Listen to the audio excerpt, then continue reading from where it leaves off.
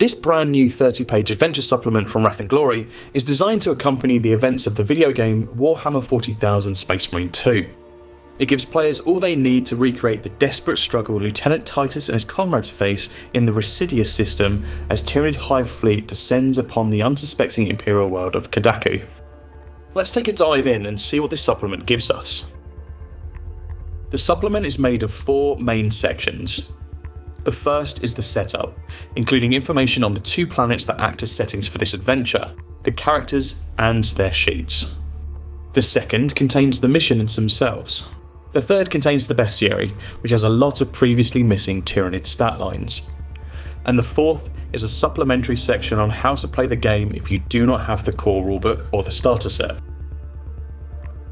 Let's take a look at the first section, the setup section. There are 2 settings described in the book, Kadaku and Avarax. The Kadaku section obviously provides extensive information on the planet Kadaku, including details on the impact of the Tyranid tyrannoforming and the potential dangers that players might encounter, such as hostile flora, fauna, and Tyranid spores. It also includes a sample mission, Silence in the Storm, that sees players investigate a mysterious area where the Tyranids seem to be reluctant to attack, and which the hive mind cannot see. Avarax is a densely populated hive world of heavy industry. The supplement provides details on the planet's structure and important locations, and also includes rules for potential hazards such as the unstable structures and choking dust clouds that appear there. Players will also have to contend with the effects of food shortages caused by the Tyranids cutting off supplies from Kadaku, and this has resulted in widespread starvation and cannibal cults. A sample mission entitled Find the Weapons Cache tasks players with infiltrating an abandoned manufactorum and recovering vital weapons before it's overrun by the Tyranids.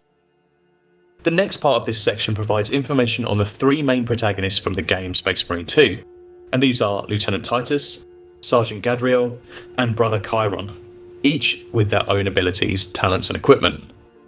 This allows players to take on the role of these 3 Space Marines and experience the campaign from their perspective. The second section of the supplement holds the actual missions players can work through.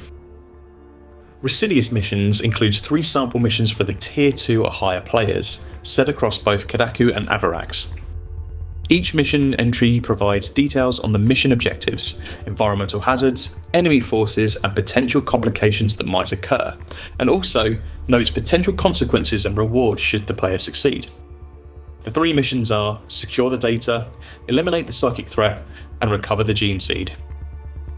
The third section contains the threats you can encounter, as well as a nice surprise in the form of a new archetype, the Deathwatch Black Shield.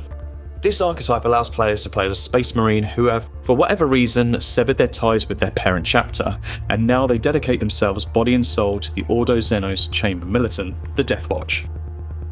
Rules for creating this Deathwatch Black Shield are included, as are suggested talents that fit the archetype.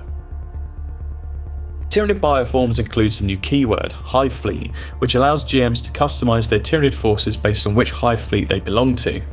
There are Leviathan, Behemoth, Kraken and Kronos, and these are all detailed, each with its own unique trait and bonuses that make it a distinct threat. Rules for Tyranid Synapse creatures are also given, outlining how they exert control over lesser bioforms and how the loss of a Synapse creature impacts those lesser bioforms in turn. There are also new Tyranid threats. Stat blocks for several Tyranid creatures are included, each with their own unique abilities and bonus, from the lowly Spore Mine and Hormagaunt, all the way up to the terrifying Carnifex. Rules are included for fielding Tyranids as mobs, and the mob abilities these mobs gain as well. The Tyranids have been excluded from all supplements until now, so it's great to see them finally printed in official material. I do hope, however, this will be supplemental until a proper Tyranid splat book gets made. The Tyranid stat blocks included are pretty much most Tyranid entries bar a few. These are Hormagaunts, Spore Mines, Raveners, Termagants, Zoanthropes, Tyranid Warriors, Gargoyles, and last but not least, the Carnifex.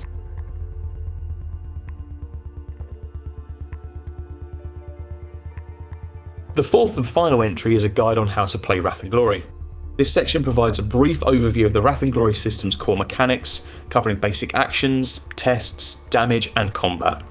It is intended for GMs and players who are not familiar with the system, allowing them to jump straight into the action.